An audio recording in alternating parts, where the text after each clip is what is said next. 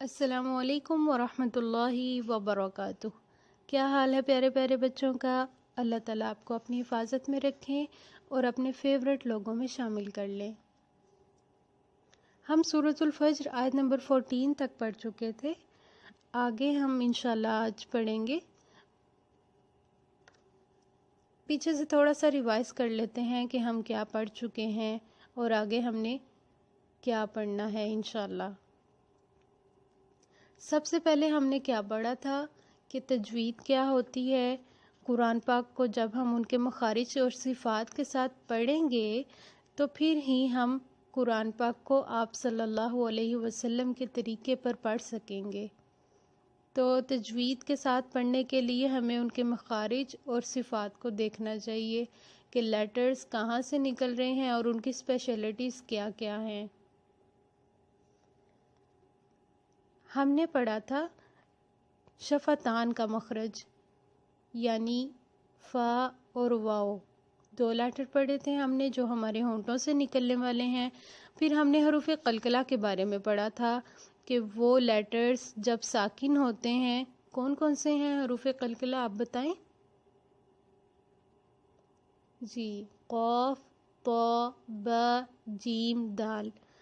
قطب جدین، جب یہ حروف ساکن ہوتے ہیں تو ہم نے ان پر جھٹکا دے کے پڑھنا ہوتا ہے، ہم نے آواز کو ہلا کے پڑھنا ہوتا ہے، جیسے اب، اد۔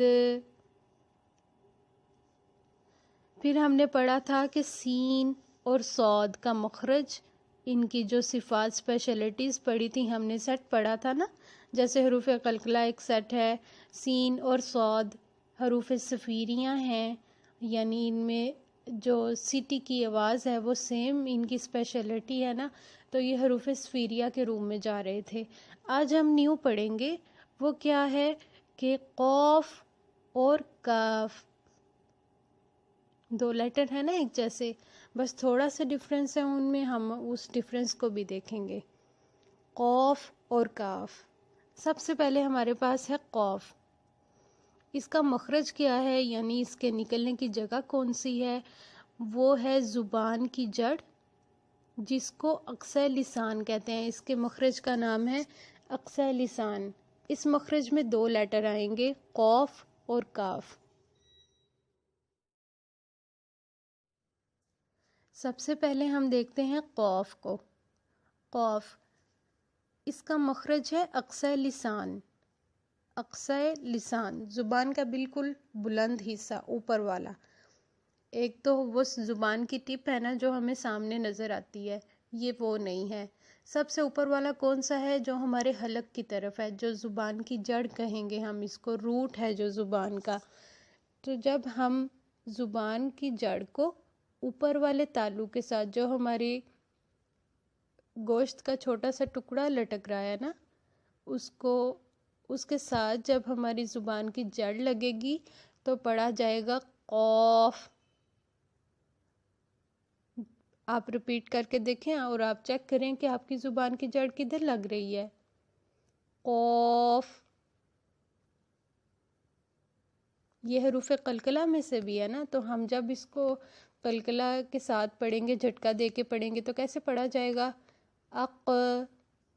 تو دیکھیں آپ کی زبان کی جڑ کدھر لگی؟ بالکل اوپر والے تالو کے ساتھ لگی۔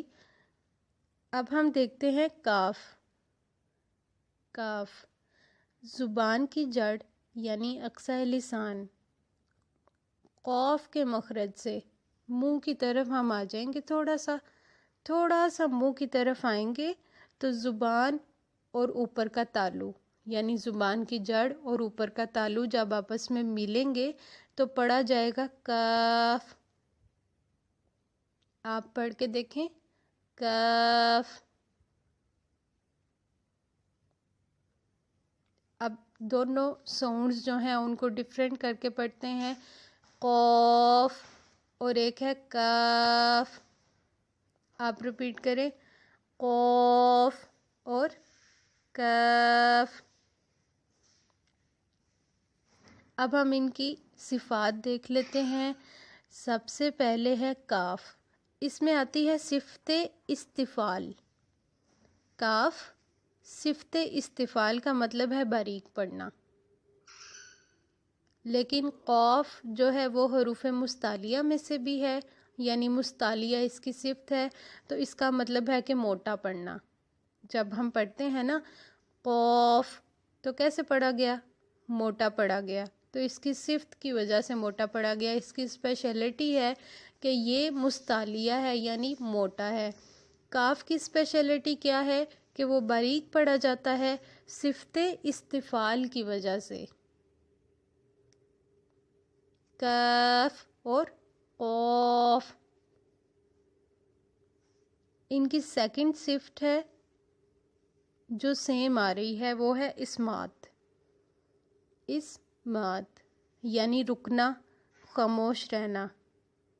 جن حروف میں یہ صفت ہوتی ہے وہ اپنے مخرج سے مضبوطی اور جماؤ کے ساتھ ادا ہوتے ہیں، یعنی کاف زبان اپنے مخرج پہ لگی رہتی ہے اور بڑی مضبوطی کے ساتھ لگتی ہے، یعنی زبان جب اوپر کے تالو کے ساتھ مضبوطی اور جماؤ کے ساتھ لگے گی تو کاف کی ادائیگی ہوگی۔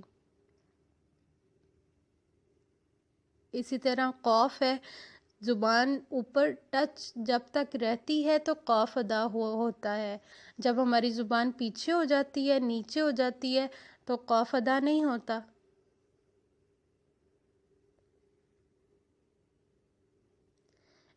اب دیکھ لیتے ہیں کہ ان میں ڈفرینس کیا ہے۔ ایک تو ڈفرینس ہے نا باریک اور موٹے ہونے کا، دوسرا ڈفرینس ہے قلقلہ اور شدت۔ قلقلہ کس میں آتا ہے؟ قوف میں، جب وہ ساکن ہوتا ہے۔ جب قوف کو ہم ساکن کر کے پڑھیں گے تو قلقلے کی ادائیگی ہوگی، آواز پلٹ کر واپس آئے گی۔ لیکن کاف کو جب ہم ساکن کریں گے تو اس کی صفت ہے صفت شدت، یہ اس کی اسپیشلٹی ہے شدت۔ آواز سختی کے ساتھ بند ہوگی لیکن قلقلہ نہیں ہوگا۔ کیسے؟ اک۔ لیکن اگر ہم قوف کو ساکن کر کے پڑھیں گے تو پڑھا جائے گا اق، اک، اق، اک، اق۔ آواز کا پتہ چلا نا؟ آواز کاف میں ہم نے جب اس کو ساکن کرنا ہے تو ہم نے آواز کو سختی کے ساتھ بند کرنا ہے، قلقلہ نہیں ہونے دینا۔ اک یہ غلط ہے، اک یہ بھی غلط ہے۔ ہم نے کس طرح پڑھنا ہے؟ اک، اک، اک۔ تھوڑا سا سانس کی آواز بھی آئے گی لیکن وہ بہت زیادہ نہیں آئے گی۔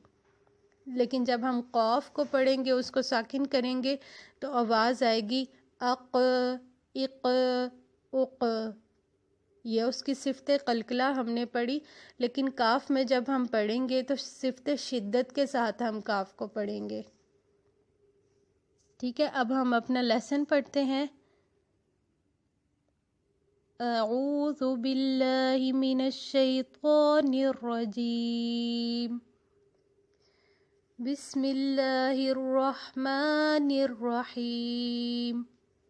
آیت نمبر 15 سے جب ہم کاف کو پڑھیں گے، ساکن کریں گے تو ہم نے اس میں قلقلہ نہیں ہونے دینا بلکہ صفت شدت کے ساتھ اس کو پڑھیں گے، آواز کو سختی کے ساتھ بند کریں گے جس میں ہمارا تھوڑا سا سانس بھی آئے گا، لیکن اس سانس کا صرف ہمیں ہی پتہ چلے گا۔ بسم اللہ الرحمن الرحیم۔ فَأَمَّا الْإِنسَانُ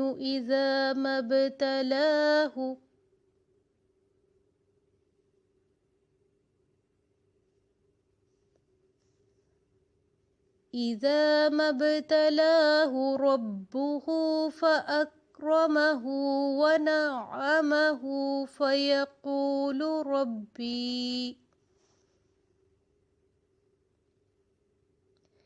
فَيَقُولُ رَبِّي أَكْرَمَنِ۔ اس آیت میں ہم دیکھ لیتے ہیں ہم نے کیا کیا ہے۔ فَأَكْرَمَ، آواز کو سختی کے ساتھ بند کیا ہے، قلقلہ نہیں ہونے دیا۔ اسی طرح پیچھے آ جاتے ہیں مبتلاہ، با ساکن پر ہمیں کیا کرنا چاہیے؟ قلقلہ. فیقول، قاف کو موٹا کر کے کیوں پڑھیں گے؟ کیونکہ اس کی اسپیشلٹی ہے کہ اس میں صفت مستعلیہ ہے، یعنی اس کو موٹا پڑھنا ہے ہم نے. فیقول نہیں پڑھیں گے، فیقول. زبان جب ہماری اوپر کے تالو کے ساتھ، زبان کی جڑ اوپر والے تالو کے ساتھ جو لٹک رہا ہے چھوٹا سا بال، اس کے ساتھ لگے گی تو پھر ہم پڑھیں گے قاف فیقول. ٹھیک ہے، اگلی آیت پڑھ لیتے ہیں. وَأَمَّا إِذَا مَا ابْتَلَاهُ فَقَدَرَ عَلَيْهِ رِزْقَهُ فَيَقُولُ رَبِّي أَهَانَنِ. كَلَّا بَل لَّا تُكْرِمُونَ الْيَتِيمَ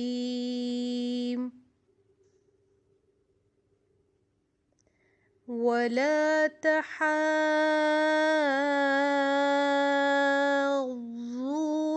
عَلَى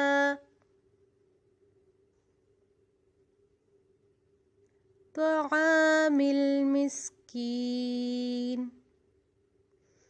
اس آیہ میں ہم نے اس بات کا خیال رکھنا ہے کہ یہ جو وَلَا تَحَاضُّونَ، یہ مد ہے نا، یہ قرآن پاک کی سب سے لمبی مد ہے، یعنی ہم نے اس کو 6 کاؤنٹ دے کر پڑھنا ہے. زیادہ لمبا کریں گے ہم اس کو. وَلَا تَحَاضُّونَ،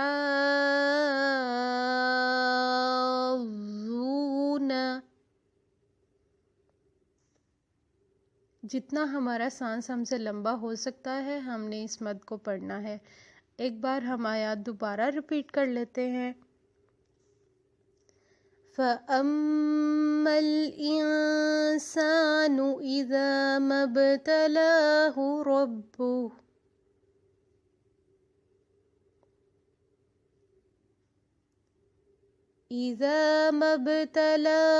رَبُّهُ فَأَكْرَمَهُ وَنَعَّمَهُ فَيَقُولُ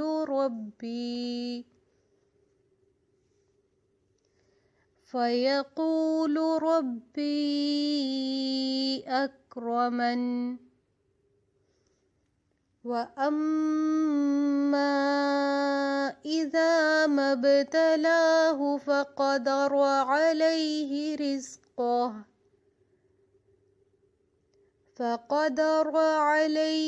رِزْقَهُ فَيَقُولُ رَبِّي أَهَانَنِ. كَلَّا بَل لَّا تُكْرِمُونَ الْيَتِيمَ وَلَا تَحَاضُّونَ عَلَى طَعَامِ الْمِسْكِينِ.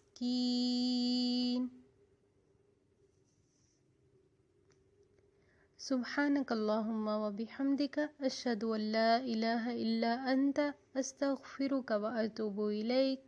السلام علیکم ورحمۃ اللہ وبرکاتہ.